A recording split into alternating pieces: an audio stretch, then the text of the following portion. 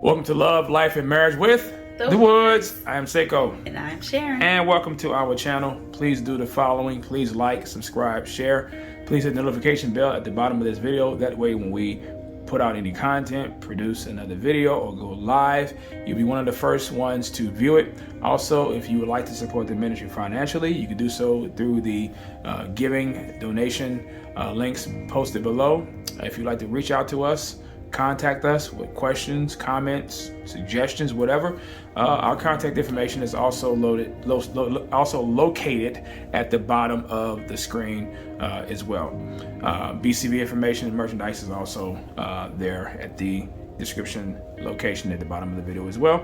And we are in part 6.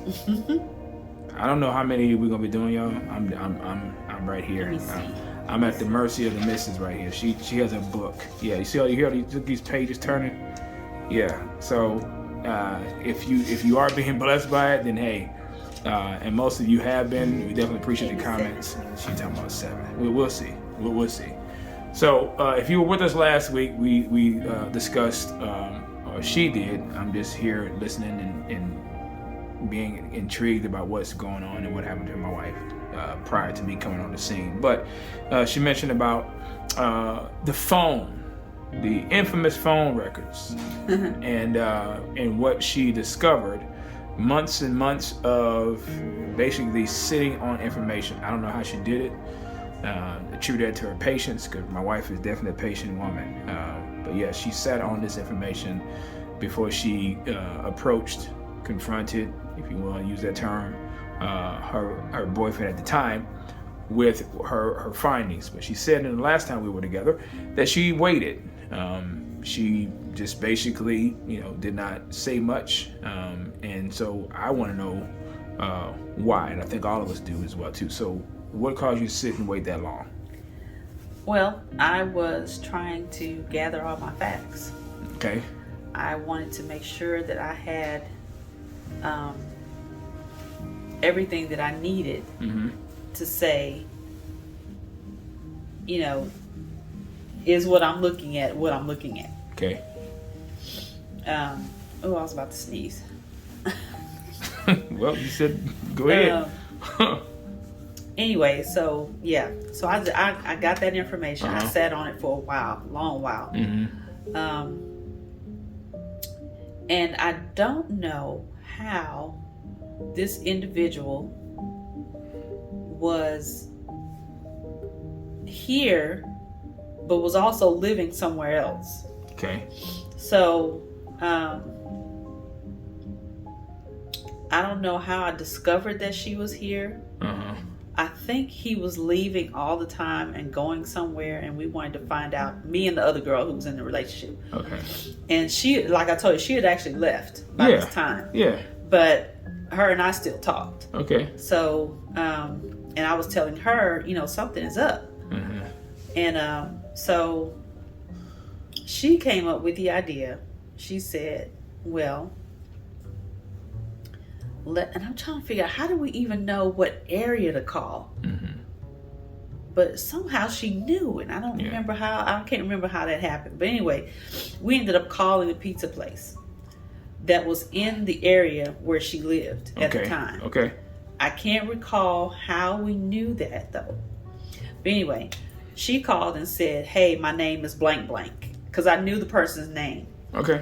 And that's it. I know how I knew the name. I knew the name because the name kept coming up on his caller ID. Okay. And I would always scroll through his caller ID when he leave out the room. Okay. All right. So that's how I knew the name, the person's name. But anyway, so she called the pizza, I think it was Pizza Hut. And she said, "Hey, my name is so-and-so. What address do you have for me?" And they said, "Oh, we have blank, blank, blank as your address." And she's like, "Oh, okay, thank you. I just want to make sure y'all had the right address," and hung up. And she got the address to where this girl lived. Wow. I would have never thought of that, but she did. Okay. She came and picked me up. And I was at his house. I don't know why I was at his house, because he had his own car then. Anyway, so she came and picked me up from his house. And we drove in her car because she had her own car by then. Okay. And we went to the address. And lo and behold, when we get to the address, it's some old rinky-dink, raggedy apartments. Wow. And his car was there. His car was there. Mm-hmm. And I freaked out. When I tell you I freaked out. And she was trying to egg me on. She's like, go knock on the door. Go knock on the door. And I was like, no, I can't. Wow. And she's like, yes, you can. I'll go with you. Come on, let's go knock on the door. And I'm like, okay, we knock on the door. Then what? Right. What we going to do? Beat her up? Yeah. So I couldn't do it. And she got you already mad. had the issue before with you, yeah, knocking on his door before. So right. Yeah. And so I freaked out, and she got mad at me too that night because she was like, you had me come all the way over here. Wow. And you ain't do nothing. So we ended up going back home, and I ended up leaving. But that just solidified what I had been suspecting, that he was messing with somebody else. Okay. I didn't know what this person looked like. I didn't know what they sounded like. I didn't know any of that yet. Okay. Because again, this is before I called the number. Okay. So, ended up being, we ended up not going. And I think I mentioned, I had already got the call records and stuff. Yeah. So we get to the point where I actually call. Okay. And at the time, the phone that I had, you remember those little micro recorders, those little micro cassettes? Yeah. The little cassette that was like this big. Micro cassette, yeah. Yeah. Yep. So they go in your those. phone. Yeah, they would go in your phone. Mm-hmm. So I had from Radio Shack. I had this phone. Mine had the little recorder on it. Yeah. So I said, you know what? I'm just going to go on and call this number. What do I have to lose? I called the number and I recorded the conversation. Wow. And when she answered the phone, I said, is this so-and-so? She said, yes, it is. And no. Her mother answered the phone. So you called her at home? I called her at home and her mother answered. And I asked for her and her mom said, she put her on the phone. Mm-hmm.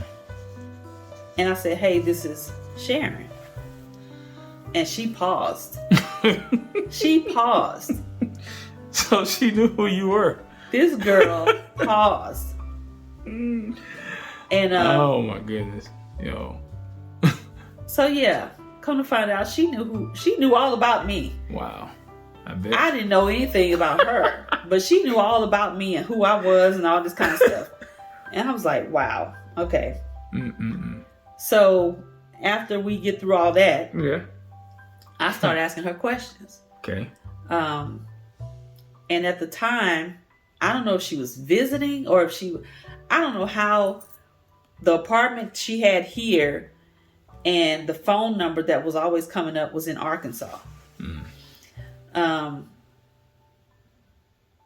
I don't know how that worked, but I'm assuming that's where her mother was, where her mother lived. And so she was probably going back and forth. Okay. Because she also had an older daughter and her daughter was with her mom.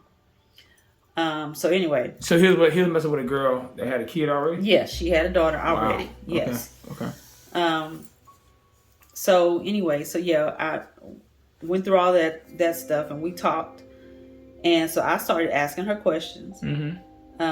She confirmed that he was her boyfriend. I was like, oh, he is. Wow. I said, oh, really? I said, okay, well. Sounds familiar. I thought he was mine, but okay. Right. Yeah.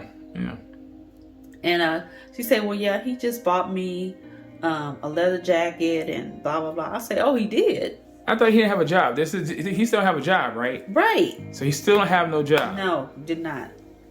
I said, he bought you a jacket. Wow.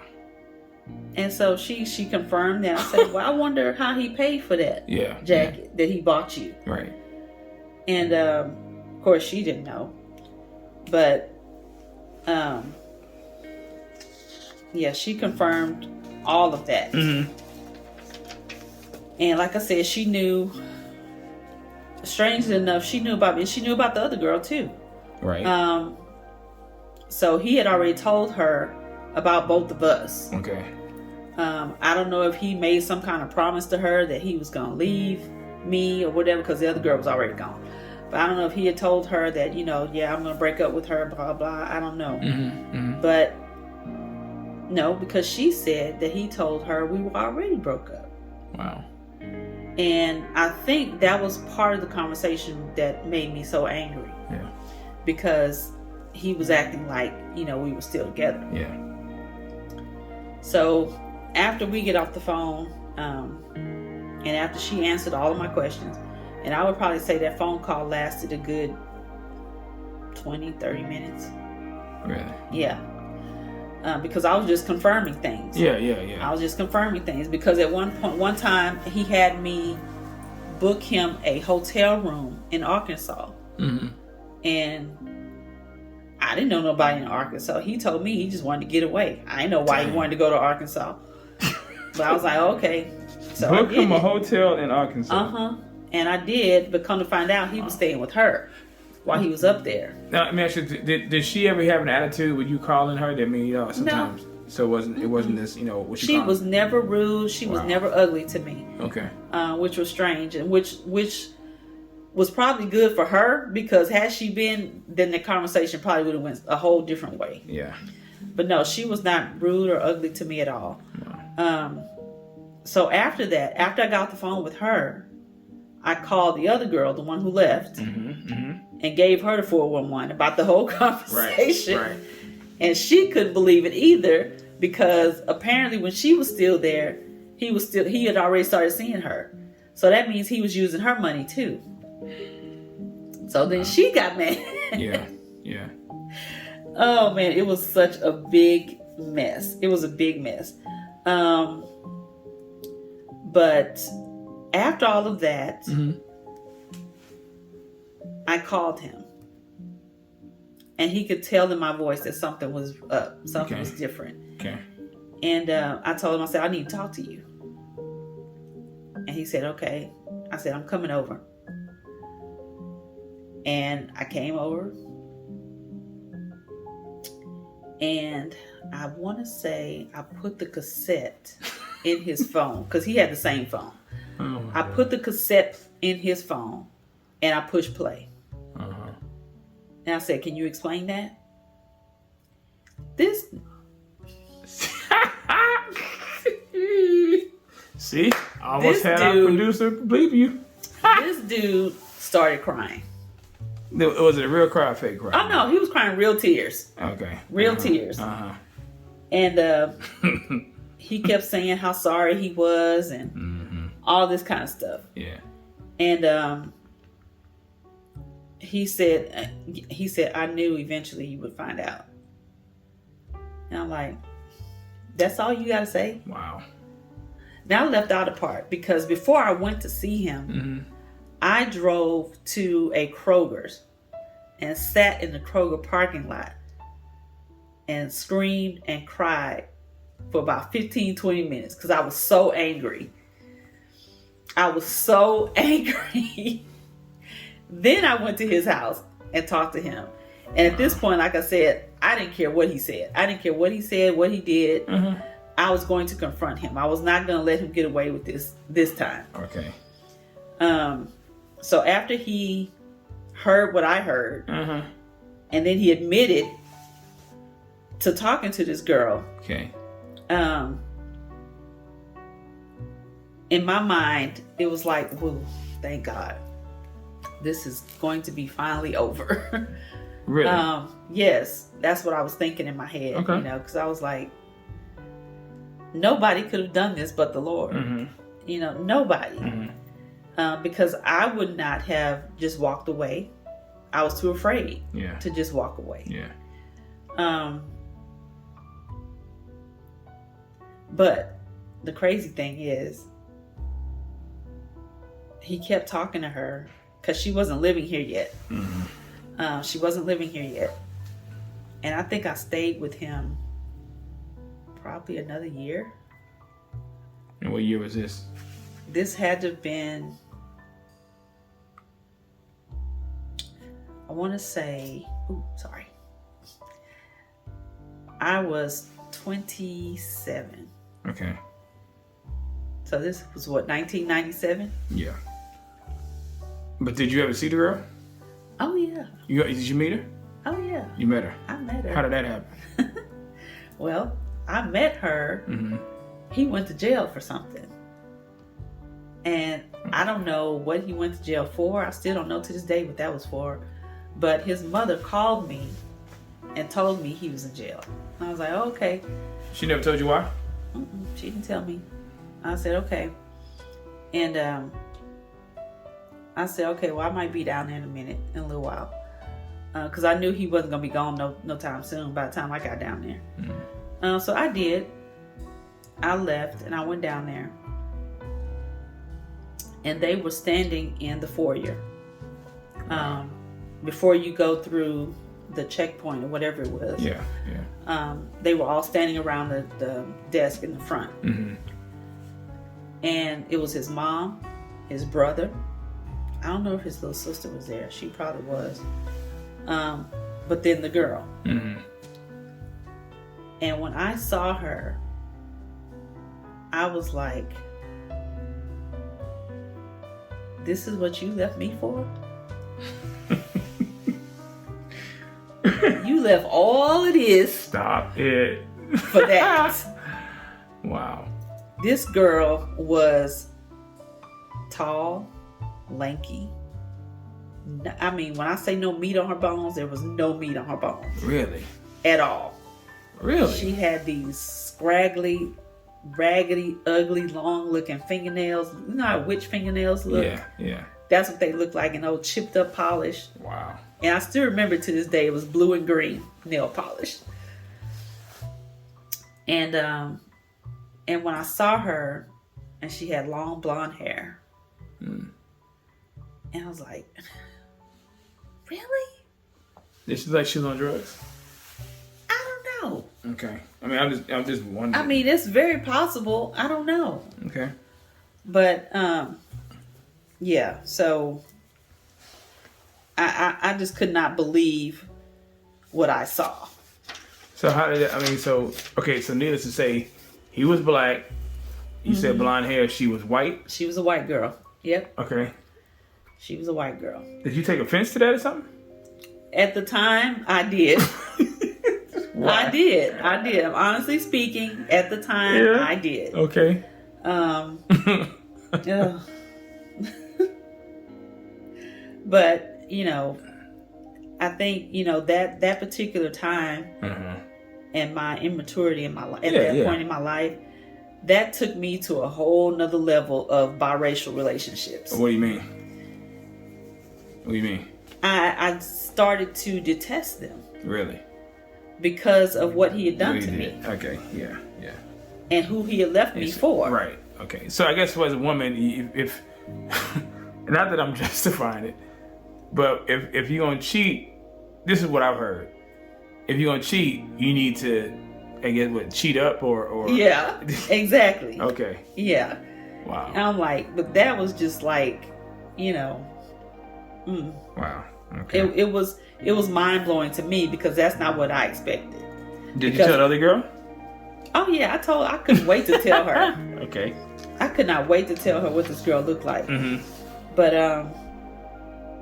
yeah. But see, I think, and I don't remember... I think I was already gone though by the time that happened, because you know after I was confronting him at his house, you know, the actual breakup didn't happen until one night he came to my house. He actually came to your house? He came to my house to officially break up with me. So he broke up with you? Oh yeah. Why did he break up with you? I mean, okay. Yeah. He told me. He came to my house. He told me. And here he go crying again. And it was raining and he was standing outside in the rain. I mean, rain just pouring down on his face while he's telling me all of this nonsense about, you know, I'm sorry it had to end this way. And, you know, now you can go and, you know, live your life or whatever he said. Something's crazy he said. But, this is just what I want right now. Okay. And I'm like, okay. Wow. At this point, I didn't care. Yeah. All I cared about was being free. That was all I cared about. I could care less about what you wanted and all this kind of. I could care less. Okay. And I didn't cry. Right. He was standing there boo-hooing, but I was like, oh, okay. I hugged him and he left. And that's the last you seen him? Until I got ready to get married. Yeah. So now, what did you do when he officially broke up with you? I mean, what did you do? What do you mind, if you can recall it? I went on a retaliation type of rant. What does that mean? Against men. Anybody that I dated after him, except for one, but anybody else that I dated, I used. You used? I used. I had them paying for whatever I wanted. I had them catering to whatever I wanted. It was that mentality of, if you want to be with me, you got to pay. Wow. Kind of attitude. Yeah. And of course, that's not the mindset that I should have, but that's the mindset that I had at that time because, like I said, I was so glad to be free. Yeah. You could have gotten yourself in a worse situation. I mean. Oh yeah. Doing that, and I'm just going to ask you: were these sexual exploits and escapades? Were you protecting yourself? Some. Really? Mm-hmm. Not all. Really? Mm-hmm. Wow. I didn't know that. Yep. Man. I didn't know that. I told you all that. I ain't know all that stuff. You probably told them girls. You didn't tell me. But dear, I could have sworn I told you. I knew some of the things, but I don't recall everything. Because again, I mean, just not that I would, not that it was old to me. I'm just, like I said, I know when you broke up with him, I know you had you would go out to party like boogie nights. I did boogie nights. Boogie nights. My club days. That was but that was after him, right? Yes. Because you didn't go to. I'm assuming. I didn't go to the clubs when I was with him. Wow. Okay. Yeah, so that's what I'm saying. So I'm putting that in that era or season in your life when you were doing that. But it wouldn't surprise me. You know what I'm saying? But the reason why I'm saying this is because by God's grace, if it wasn't for His grace, you could have contracted something. You could have gotten pregnant. Could have gotten a disease you never would have been able to get rid of, and contracted AIDS or whatever. I mean, all of this stuff. So, I mean, you have I can say dodged the bullet. I mean, God kept me. Yeah, that's what I'm saying. He kept me. He protected me. Yeah. He preserved me. Yeah. And it's like, I think also, and this is, just my charismatic stuff coming out, but it's like He gave me some of my youth back because I lost a lot of those years. From 12, 13 to 27. That's a long time to be with one person. Right. Well, it stopped being one person around 24. Okay. But nevertheless, Yeah. Still the same thing. Right. But yeah, because you know how you can see some people and you could just say, man, they must have had a rough life. Mm-hmm. You know? Mm-hmm. And then you've also heard some people say, I don't look like what I've been through. Right. Yeah. You know? Yep. So I am so grateful that, number one, God protected me. Number two, that I didn't have a child by this man. Yeah. And number three, that he restored me. Yeah. And that he saved me. Yeah. Genuinely. Yeah. Saved me. Mm-hmm. I knew of God, but I didn't know the God who saved me. Yeah. But don't you think it's important to, like, you know, because not too many churches talk about these things. The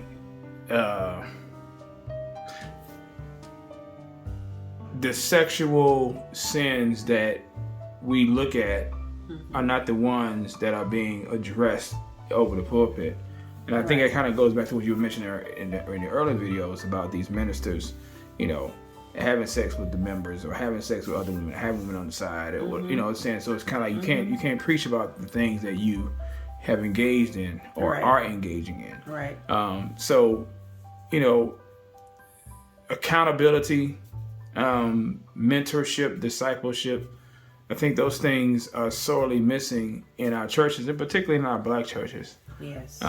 Where, you know, a person like yourself should have had somebody in your life, or, you know, because then I'm telling you probably would have been not receptive. I wouldn't have listened. Yeah, you see what I'm saying? So I guess I wouldn't have. Yeah, so I guess all those things happen in God's time, but nonetheless, you know, you still those things were not in your life. And, you know, again, who knows, you know, but God used what you did go through to ultimately save you. So, but I know you mentioned, I know you know, I'm assuming or sensing that this is not all that there is, even though you were free, you weren't really, really free. I mean, you got out, but were you free spatially, but were you free mentally? But I was not free mentally. Right. So that's, yeah. And you know that because we talked about that in earlier videos. Just even thinking about being in the same vicinity where he may have been or might show up, you know, just brought unbelievable fear to me. And that's another reason why I know God truly saved me, because that time that we ran into him in the store, I didn't feel anything. Yeah, I think it was towards us. Yeah, I felt no fear. I felt no, and I don't even think you were right next to me at the time. I think I ran into him and then you walked up. Yeah. Because I think I had veered off somewhere. Right. And then you came up and I said, "Oh yeah, this is my husband." What did I say? Because I don't recall. I don't think you said much. Okay. I think you said hello, but I don't think you said anything else. Yeah. But yeah, I didn't feel uncomfortable. I didn't feel weird. I didn't feel anything. Yeah. And when you still have that kind of attachment, that kind of fear, that person has that over you, you feel that way. You feel afraid. You feel scared. But when you know you're free, nothing bothers you. That's just like when you leave a relationship of somebody that you had quote unquote soul ties with. Yeah. You know, if God breaks that and you see that person, you have no feeling. Yeah. There's no reminiscing in your mind about, oh, what it could have been or what I wish I had. You know, none of that. Yeah.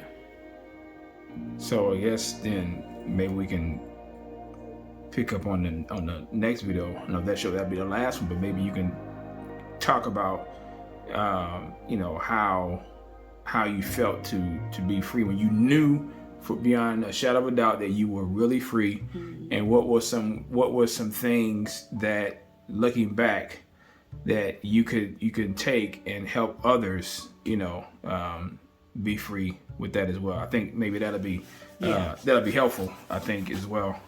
You know, tie that into whatever problems that because you probably had some struggles you still had to fight with, you know, but when you knew that you were free, then there's no way of actually, you know, denying that you know that God delivered you from a relationship that was never intended to be for you anyway. So maybe we can you know touch on that. There was definitely some residual effects even after the breakup, so to speak. Right. You know, there was still some residual there. Okay, so we can talk about that. We talk about the residual effects of it, and then you know, and if we need to continue on with more videos, that's fine. But yeah, let's that'll be it. Okay, well, we'll see. I think that'll be it. We'll see. We'll see, ladies and gentlemen. Well, that's it for this one. So please like, subscribe to this video. Please leave your comments at this video. Let us know what you think about this. Hopefully it's being of help to those of you who have been with us all these weeks. This is a labor of love for us that we want to support and come alongside those of you who may have experienced these things with sharing our life and our experiences with you as well. So contact information is below. Also, if you'd like to support the ministry as well, you can choose those donation links there at the bottom of the screen. Also, BCB gear will be listed as well. Again, thank you so much for taking the time out of your day. We do appreciate that. And we definitely look forward to seeing you on the next video. But until then, if anyone wants to email me, just catch my email there, and I will try to answer any questions that you ladies may have. Yep. And also, last but not least, I almost forgot. Also, please, if you are looking for resources and help for those who are abused or battered, or those who are seeking shelter from an abuser, please do yourself a favor, and those who love you a favor even more so, and get the help that you need. The information will be listed in the bottom of this video, and resources available to you as well. So we definitely thank you for your time. We love you all, and until next time, bye.